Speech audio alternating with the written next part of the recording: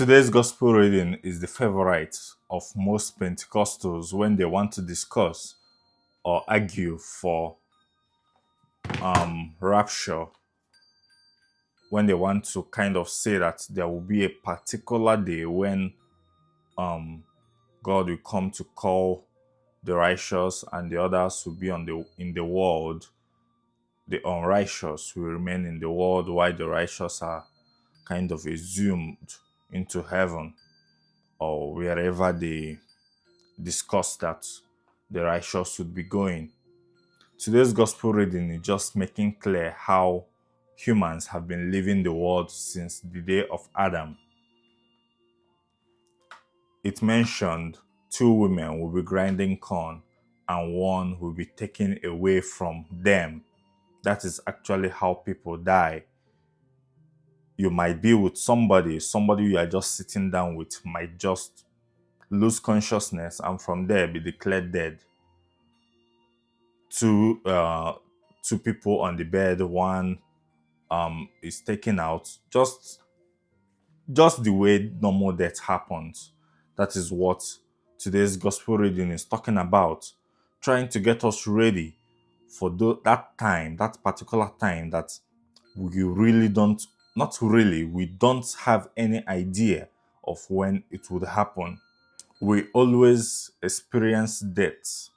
I mean, those that have died experience death in an unannounced way. Most of them wouldn't even have guessed that they will be leaving the world on the particular day they did.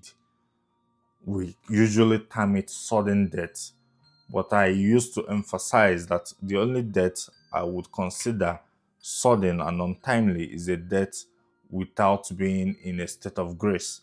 Once the person is in a state of grace, I consider the person have moved towards salvation in a most peaceful way. Today's gospel reading is not trying to scare us. It's not supposed to scare us.